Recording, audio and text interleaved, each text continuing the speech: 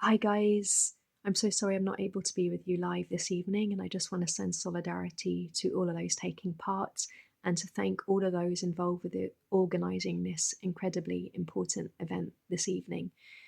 For those of you who don't know who I am, my name is Natalie Strecker.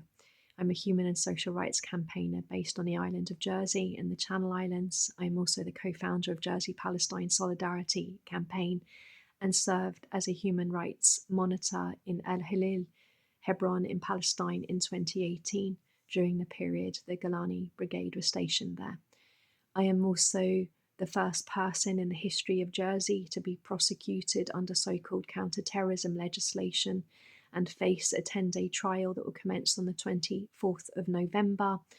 I'm facing 2 counts of allegedly inviting support for a prescribed group, which I absolutely refute. I obviously can't speak too much about my case at this time, but I do want to say thank you to all of those who've come out in support of me. It has meant so much. It really has. It does make a difference, especially as I live on such a small island, and this is unheard of. We don't have experience of this here.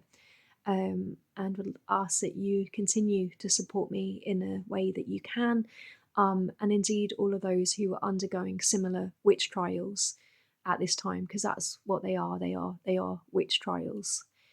As many others will be highlighting this evening, we are witnessing our fast descent into a police state, into authoritarianism under the leadership of the autocrat that is Keir Starmer, that so many of us warned about prior to the last election.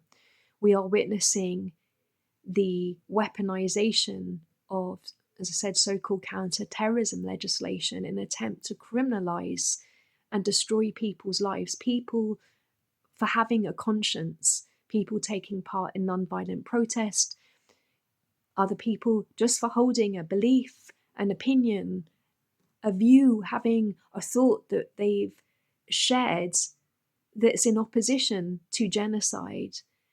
People, including people who are being attempts to criminalize them literally for recognizing facts under international law. And it is vital that we unite to stop this, that we defeat this lawfare, this weaponization, grotesque weaponization of legislation.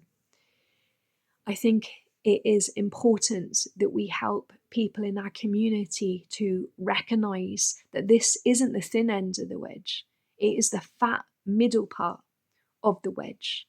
And this is why it is a matter of urgency that we use every moral and legal means that we have available to us to defeat the government, to defeat this legislation, and help people to understand that if we don't, that they will expand this legislation and they will use it, or use of this legislation, and will use it in an attempt to criminalize any individual or group that they see as a potential threat to their plans to have total domination over us in every aspect of our life, and to frustrate their plans to continue to enable the ruling classes to build their grotesque levels of wealth on the exploitation of our planet and the broken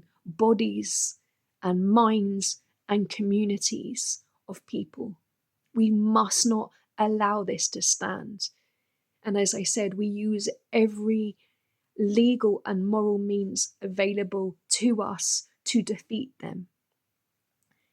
These are dark days, and it's really difficult at times to hold on to hope, but we must have that sumud that the Palestinians who are enduring the worst possible crimes that one human can inflict upon another, we must learn and hold that and demonstrate the same courage that they have.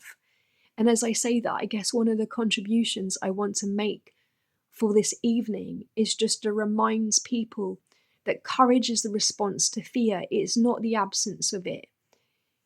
People ask me at times how I'm feeling, and of course, I'm fearful. Anyone going through this process is fearful because you feel like you have no control over your life. You have no idea how things are going to unfold and what that means for your future. But I keep going back to my heroes of history, people like Sophie Scholl. We have a tendency as humans to put those heroes, our heroes, on pedestals and imagine that they didn't have fear, that somehow they had special, that they were immune to fear and they had special superhuman powers or qualities, special qualities that we don't possess. And that simply isn't the case. They were flawed human beings with fears. But as I said, courage is the response to fear. It's when you have an absolute commitment to doing what is right because it's right, that commitment to humanity and recognizing that you will not be able to look at yourself in the mirror if you don't do the right thing at this time.